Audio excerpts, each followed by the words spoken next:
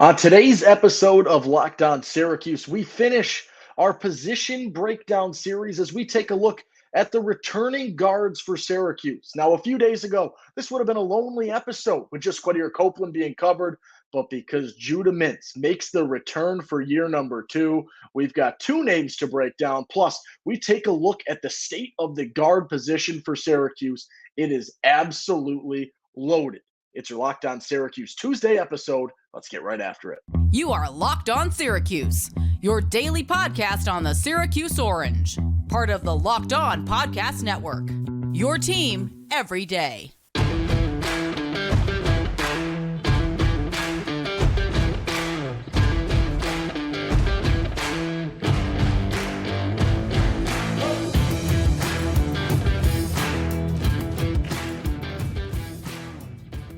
What's up? What's happening? Welcome into your Locked On Syracuse Tuesday episode.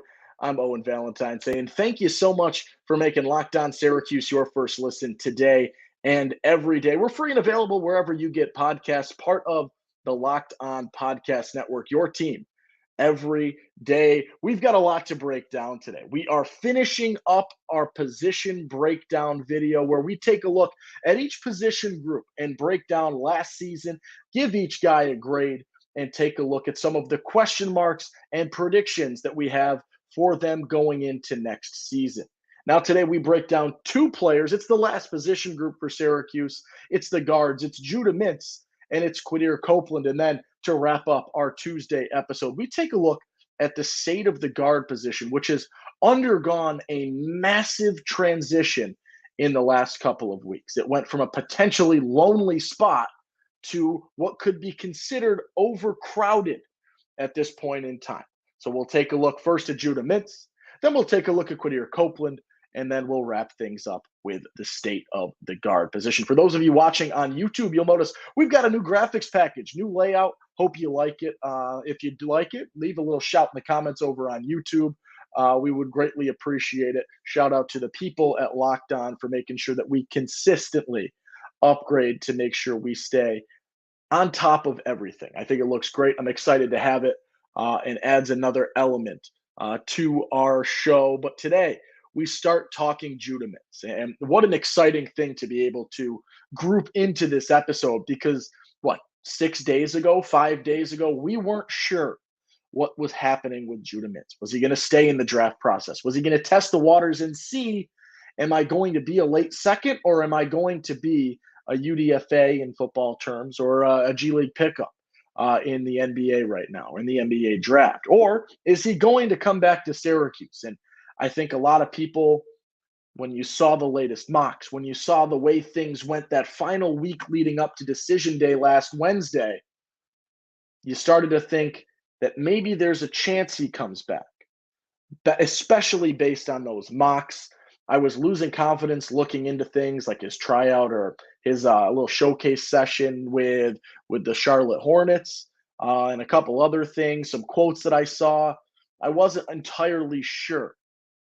But you get the news. Late night, Wednesday, Judah comes back, and now we break him down. Now, Judah had one of the best freshman seasons we've seen in a while for Syracuse at any position, let alone just the guards. He was advertised by Jim Boeheim and some other folks in the media as the best point guard Syracuse has had, especially as a freshman, since Johnny Flynn. And that is not something to take light to. And that is exactly what he ended up doing. The two had eerily similar freshman seasons, averaging 15-plus points a game, 4 to 5 assists per game, shooting the ball decently from the field, 45-ish%, and struggling a little bit from three. Flynn a little bit better than Mintz ended up being. But Judah Mintz came in and delivered a phenomenal freshman season. And I think the thing that stands out to me the most with regards to Judah Mintz has to do with growth. And you knew Judah was going to be good, right? He was the highest rated recruit in this class for Syracuse. That was a very, very highly populated class, a late cycle recruit that comes in, and you had high expectations for him. And he started to deliver early on, right? Played solid from the get-go, defensively, able to get to the rim. You knew he had that in him. but you also knew he was a very young guard and a kid that's playing a little bit out of position, right? Not necessarily a true point guard, not where most of his experience lied at that point in time. And he grew in terms of the passing game. I think you saw tremendous growth in his ability to distribute. And that can go back to one of his biggest strengths. If not, I don't think there's much argument that his biggest strength is his ability to get to the rim, finish through contact, and finish creatively. And as his season progressed, you started to see him turn into a scoring or a point guard that can score without question, but also you saw that growth in terms of his distribution. He was able to recognize defenses collapsing on him, trying to double team, trying to switch, and he was able to find the open man a hell of a lot more down the stretch than he was able to early on in the season. Same on the topic of growth. I think his mental game grew tremendously as well. You remember early on in the season, some moments of immaturity, right? The incident against Bryant, some late game issues, not necessarily all on him, but sometimes trying to possibly do too much down the stretch in a close game. It happened a few times early on. I saw that growth happen, and he went from a freshman that has a lot to learn about the mental side of the game to a freshman who is playing even a little bit more experienced than you might have thought just a month or two ago. I love seeing the growth in so many facets of his game. Even the three-point shot, you saw him close out the season shooting tremendously better from three than he did probably the first 2/3 of the season. His last 10 games, he was very solid from three. Showed that he could be a threat, showed that he was at least worth guarding beyond the arc, which was not something that you saw in the non-conference slate and early ACC play. All of the issues that you saw with Judah, he really did address and answer throughout that season. And as Boeheim said, and I think is a very accurate statement, ends up being Syracuse's best true freshman point guard since Johnny Flynn. And I don't think that's a shot at Tyler Ennis. I don't think that's necessarily a shot at Brandon Trish. I just think that freshman season, comparatively, Judah really did deliver. And if you disagree, let me know. Throw that out there. I'd love to have that conversation, see where your ideas fall in this regard.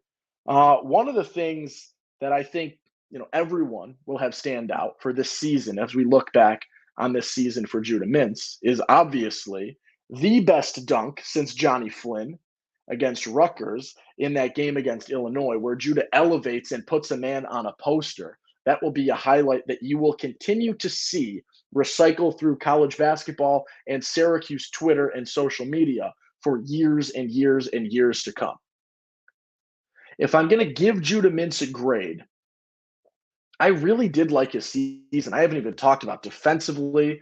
Led the ACC in steals per game, was absolutely outstanding in that regard, and was able to create a lot in transition as a result of that defense. And that's something I'm looking forward to seeing again this coming season, is his ability to allow defense to turn into offense. And I think when you pair him and J.J. Starling together, you're going to see so much of that. Throw Chance Westry in the mix as well. You're going to see so much of that. If I'm going to grade Judah Mintz, I'm giving him an A-. Were there things that could have been better? Yeah, we addressed some of those, talking about his growth, right? The three-point shooting still could have been better, even though he did improve down the stretch, right? There were some other things you might have wanted to see. It wasn't perfect, but it was a damn good freshman season. And I think everybody in Central New York is overjoyed, rightfully so, with the news of him coming back. How could you not be? And that is what you look forward to next year. The excitement, the fact that he grew so much from November to March. Imagine what he is going to do from March to November and throughout his sophomore season, and being able to continue to grow and continue to improve and address the needs that we figured out last season, things he could still jump in and heighten his game with, bulking up a little bit, getting that much better at finishing through contact than he already is, and continuing to develop the outside game. There's so much potential. There's so much excitement. And I think the biggest question, and now you can facet in, NBA executive input, scouts input, things like that. There's so much that he can utilize to grow his game.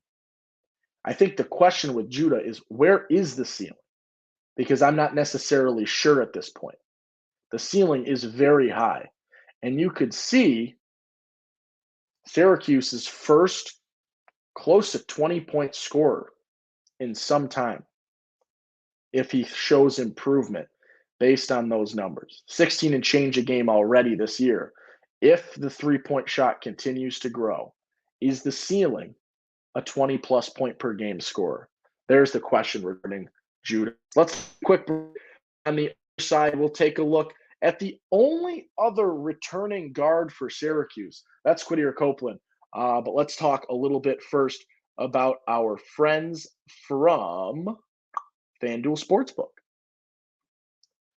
Make a fast break to FanDuel during the NBA playoffs because right now new customers can get a no-sweat first bet up to $2,500. That's $2,500 back in bonus bets if your first bet doesn't win. There's so much that you can do on FanDuel. Great promos every day. It's safe, it's secure, and when you win, you get paid instantly. There's no better place to bet all of the playoff action than America's #1 sportsbook. Visit FanDuel.com/lockedon and get a no-sweat first bet up to $2,500. That's FanDuel.com/lockedon. FanDuel, official sports betting partner of the NBA. Owen Valentine here on your Locked On Syracuse Tuesday episode. We just talked Judah Mintz's season recap. Now let's take a look at the only other guard returning for Syracuse basketball. Now you look last year, obviously, it was not just Quadir. It was not just Judah. You had a guy in Symir Torrance. You had a guy in Joe Girard III. Both of those names transfer out, as we are very well aware of. Symir to Binghamton, Girard to Clemson. You bring in, and this is sort of where we go, and I'm getting ahead of myself, you bring in some players in the portal. But Copeland and Mintz are your only two returning guards. And you know what you're getting out of Judah, right? The Judah portion of this episode writes itself. We're excited. We can't wait to have him back. Quadir Copeland's section of this episode has a lot more question marks. And I look at Quadir Copeland, and the first thing that I say every time is energy. I love this guy's energy on the court. I love his energy on the bench. He, John Bull, a couple other guys really, really bring that bench to life, even down the stretch when Syracuse was struggling. These two were energetic. They're jumping. They're having fun. They're doing dances. They're doing their thing. You love that. And Quadir Copeland was a guy that probably played a lot more early on in the season. And then down the stretch, his role, his minutes came at random times when you needed him. When you weren't necessarily sure, when you were looking for an answer, looking for a spark. Spark is a really good thing in terms of describing Quadir Copeland. He didn't have consistent minutes. He showed that he's got a lot of potential, right? He can shoot the ball occasionally.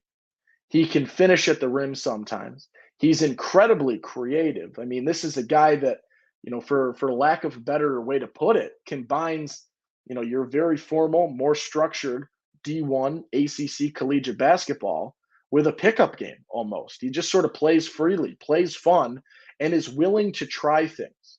And within, a certain way and within some certain control, that play style is really beneficial to a team in terms of being able to bring that spark, that energy, and that stuff to the table. You talk about it. I know, Paul Carcaterra does a lot of these conversations with players in the lacrosse sphere, but I think it definitely crosses over into basketball as well. A lot of these top-tier lacrosse players that are, scoring the most creative goals just almost have freestyle sessions where they're just throwing the ball in however you possibly can, a quick flick, a behind the back, a through the legs, a one hand, things like that. And then when you get in the game, you're that much more comfortable scoring through contact in weird spots and taking those risks. I think Quadir Copeland's skill set has a lot of that overlap, right? He's a guy that is going to try this crazy pass around somebody's back, through the legs, whatever it might be. And I remember before I hopped on the podcast, they had JP Estrella on, and he talked about how Quadir Copeland might be the single best passer he'd ever seen. And I think that goes to the creativity. And when I look at Quadir Copeland, yes, there's question marks, right? With that creativity, there needs to be some reining in, some control that is sometimes lost. But I do love that potential in terms of what he can do with that. You talk about his season. Where was the big game? Season high, 10 points against Pitt. That was the first time Syracuse had played Pitt. I think they were down 22 points. And my cousin, I'll give her the shout out here. We're sitting next to each other watching this game. And the whole game, she's like, where's Quadir Copeland? Where's Quadir Copeland? Why is he not in the game? They need Quadir Copeland. They need that star, that spark, that energy, that change. And no later than a couple minutes after that statement, they put Quadir Copeland in, and he was that exact spark. He comes in, he scores 10 points. He hits a huge three. He brings some energy. He brought some life to a team that was deflated. And yes, Syracuse did end up falling short in that game, but they made that a ball game with a chance to win, courtesy of Quadir Copeland. That was his best game of the year. He was able to show that spark a lot of other instances, none to the same avail in terms of really, really rallying a team that needed something. If I'm going to give Quadir Copeland a grade, it's a very small sample size. It's tough to grade. Makes things very polarizing, right? You've got very few things that you can evaluate him on. Probably go B minus, maybe. I don't think I can give him more than a B. I don't want to give him a C. I don't think his skill set, right? He wasn't disappointing. He's a guy that was supposed to be a fringe minutes player who came in as a fringe minutes player and did what he wanted, right? And I'm going to give him a B minus because he hit the standard, right? He hit the goal, which was to come in occasionally when needed and be a guy that can supplement, pick up the slack, be some energy. I don't have enough with him to critique all that much. Maybe I'm too kind, but once again, feel free. Let me know if that's the case. If I'm being too nice, if I am being too kind to Quadir Copeland on that grade of a B minus. My questions with Quadir Copeland are, how does he fit in next season? And this is going to sort of foreshadow our conversation. Right? You now have a loaded guard room. Judah Mintz, J.J. Starling, Chance Westry, Kyle Cuff Jr., Quadir Copeland, and the theory that Justin Taylor is going to cross over between the guards and the forwards. Where does Copeland fit into that mix? Right? And you got to think, this is a guy whose role in the last 2 weeks has changed drastically. He went from being the number 3 guy, right, when we thought Judah was leaving, before Kyle Cuff decides to transfer to Syracuse. We thought we had J.J. Starling and Chance Westry, and Quadir Copeland and Justin Taylor were going to split or chop up in some capacity those reserve minutes. Now, I don't know how many minutes Copeland mixes in. And there is some growth that needs to happen in terms of being able to get to that and being able to lay claim to those minutes. And it is an unfortunate reality for Syracuse. But this is a player that you could circle and, in however many months from now, 8-9 months, this is a guy, unfortunately, that I do fear could end up in the portal. And unfortunately, and this is the reality of what you've seen with Adrian Autry and being able to bring in better, higher quality recruits, you're going to have to lose players that you like to the portal. That is the reality, because I do believe that Quadir Copeland is a guy that deserves to play and can play in the Division I college basketball landscape.